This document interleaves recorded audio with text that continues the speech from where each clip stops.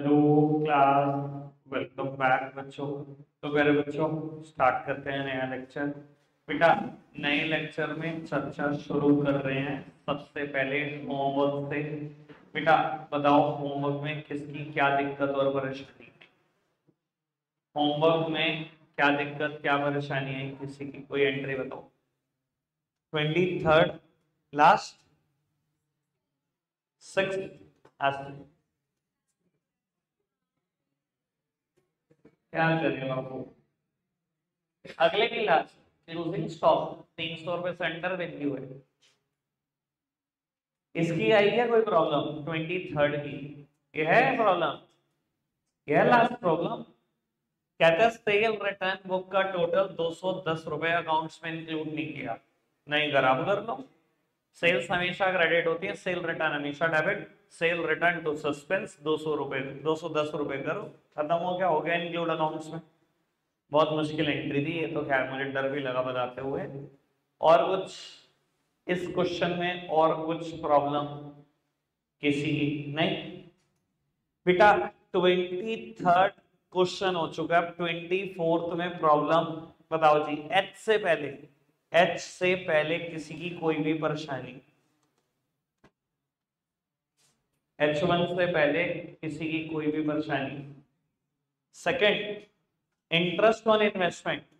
बेटा कहते हैं interest on investment collected by the banker were posted directly in the concerned account, एक concerned account through the passbook, but no entry was made in the bank column of cash. ठीक है, simple है, मैं बता देता हूं। बेटा उसने कहा interest on investment collected by the banker. मेरा बैंकर है, मेरा बैंक है।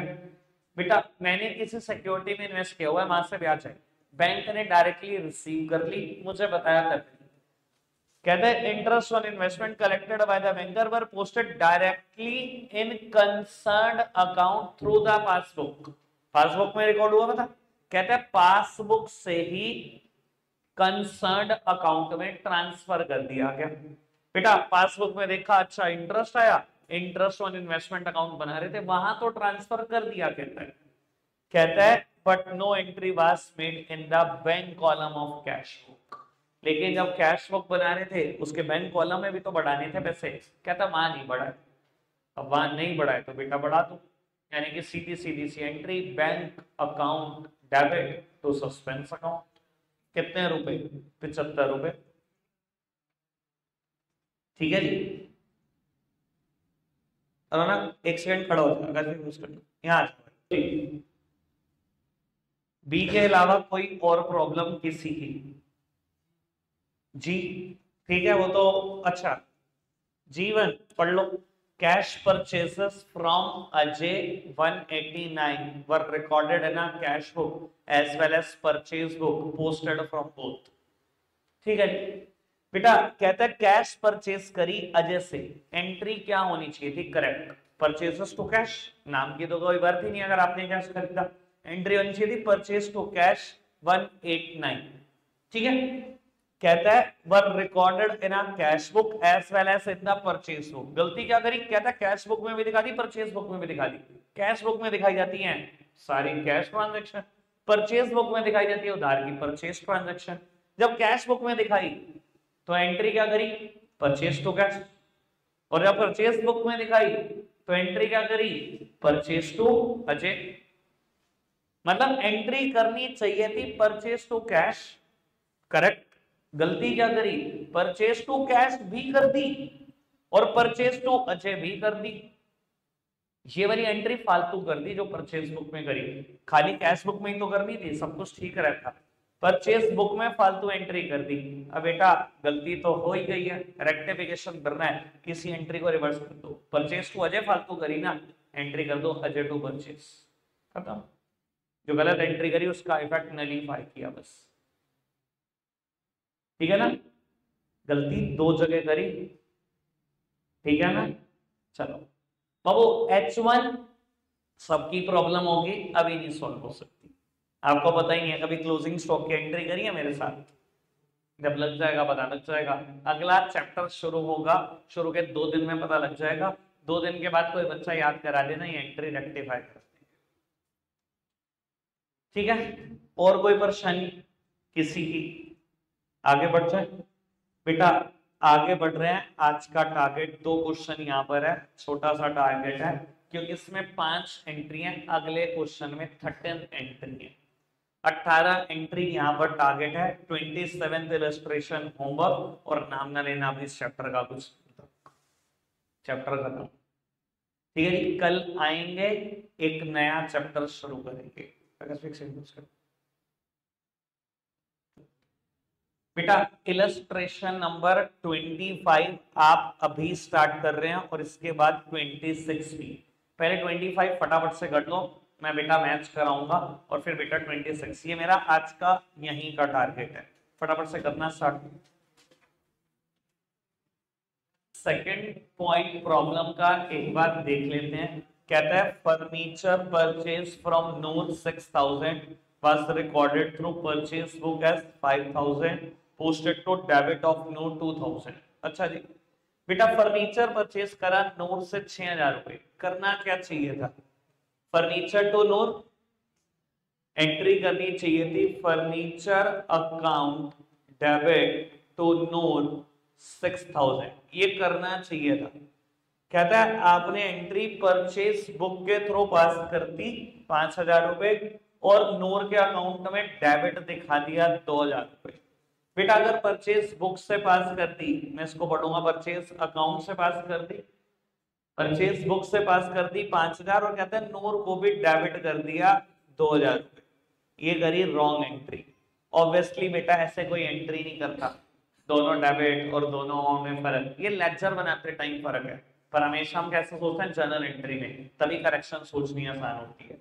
बेटा रेक्टिफाइड एंट्री क्या होगी? नूर को करना था क्रेडिट 6000 से, आपने उल्टा डेबिट कर दिया 8000 से।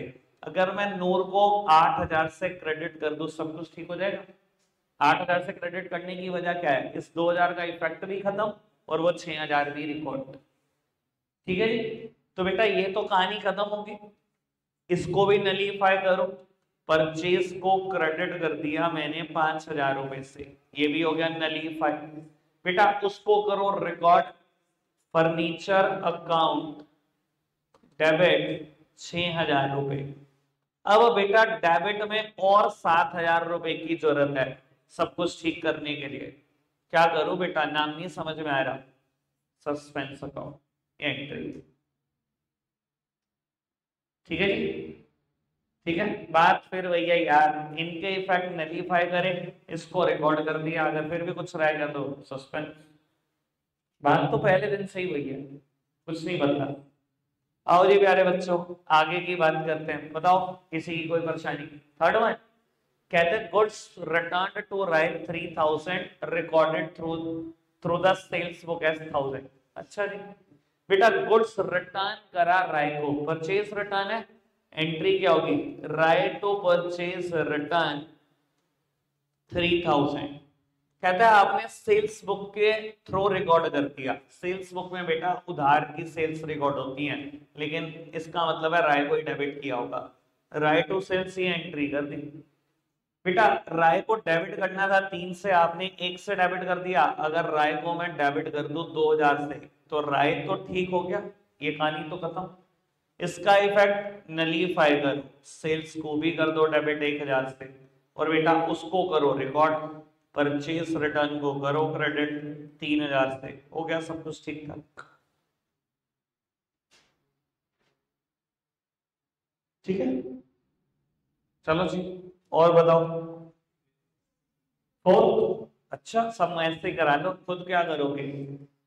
Old machinery sold for 2000 to Manish, recorded through sales book as 1800, posted to the credit of Manish as 1200।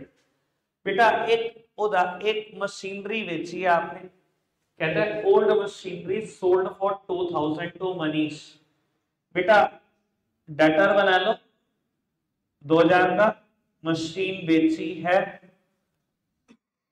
कहता है आपने सेल्स बुक के थ्रू एंट्री कर दी। सेल्स बुक को मैं कैसे रीड करूंगा? सेल अकाउंट 1800, कहता है मनीष को भी क्रेडिट कर दिया 1200, ये एंट्री कर दी। अब आप सोच लो भैया क्या करना है। बेटा मरीज को डेबिट करना था 2 से, आपने उल्टा क्रेडिट कर दिया 1200 से। अगर मैं डेबिट कर दूं 3200 से तो ये वाली कहानी तो ठीक ही हो जाएगी। 1200 का इफेक्ट भी नलीफाई और 2000 रिकॉर्ड भी। ये तो हो गया ठीक। इसका भी इफेक्ट नलीफाई करो। सेल्स अकाउंट डेबिट 1800, बेटा उसको करो रिकॉर्ड। तो मशीन अकाउंट 2000, अभी भी क्रेडिट में 3000 की जरूरत है। सस्पेंस का नाम डालो, 3000 रुपए दिखाओ, हो गया सब कुछ ठीक ठाक। ठीक है जी। हाँ जी, और भी कुछ कह रहा था कोई? बस फिफ्थ भी है प्रॉब्लम, फर्स्ट है प्रॉब्लम, छोटी प्रॉब्लम हो भाई तुम। Credit sales to minus 16,000 were recorded in a purchase book as 10,000 posted to debit of minus 1,000। भाई कोई भी दिक्कत नहीं थी, जितनी सारी बातें बताई सब सही है। क्रेडिट सेल्स टू माइनस 16,000, एंट्री करनी चाहिए थी माइनस टू सेल्स 16,000। कहता है परचेज बुक से एंट्री कर दी 10,000, परचेज बुक से एंट्री कर दी 10,000 और माइनस को डेबिट कर दिया 1,000 से। परचेज बुक को मैं ऐसे रीड करूंगा, परचेज अकाउंट से एंट्री कर दी 10,000 और माइनस को भी डेबिट कर दिया 1,000 रुपए। माइनस को डेबिट करना था 16 से, आपने 1,000 से डेबिट कर दिया, 15 से और डेबिट कर दो, माइनस तो हो गया ठीक। इसका इफेक्ट और नलीफाई करो, परचेज को करो क्रेडिट तभी होगा नलीफाई 10,000। बेटा इसको करो रिकॉर्ड टू सेल्स अकाउंट 16,000, 26,000 का क्रेडिट, 15 का डेबिट, 11,000 से और डेबिट कर दो। समझ में आएंगे इसको करना है तो सस्पेंस अकाउंट डेबिट। 5 में से 4 मुझसे करा ली, बताओ क्या नल्ले हैं भाई, खुद कुछ करते हैं नहीं। आगे बढ़ते हैं जी। बेटा अब 13 एंट्री ये है और ये होनी चाहिए, 13 एंट्री है एक के बाद एक, 26 क्वेश्चन। और जो मैंने इंपॉर्टेंट क्वेश्चन की लिस्ट दी है 15, 18, 19, 26 लिख लेना बेटा उसमें, 15, 18, 19 और 26। ये तो बेटा छोड़ के मत चले जाना, इससे सारी चैप्टर की पिक्चर क्लियर हो जाएगी आपको 4 ही क्वेश्चन से। बाबू 26 इलस्ट्रेशन करना स्टार्ट कर रहे हैं, प्रॉब्लम लूंगा मैं सर, फटाफट से करते जाओ बेटा। नेक्स्ट लेक्चर में ना इस पर्टिकुलर इलस्ट्रेशन की 2-3 प्रॉब्लम है और वो सबको होंगी। और बेटा नेक्स्ट इलस्ट्रेशन में जो भी आए आपकी प्रॉब्लम हो, जैसे ही आएंगे बेटा 2-3 मिनट लगाएंगे बस प्रॉब्लम पे माइंड अप करेंगे। उसके बाद बेटा मुझे एक नया चैप्टर स्टार्ट करना है, फाइनेंशियल स्टेटमेंट विदाउट एडजस्टमेंट। बेटा खराब मत करना चैप्टर, 12th में बड़ी परेशानी सॉल्व के बाद। रख आज के लिए इतना ही रहे हैं, बाय बाय।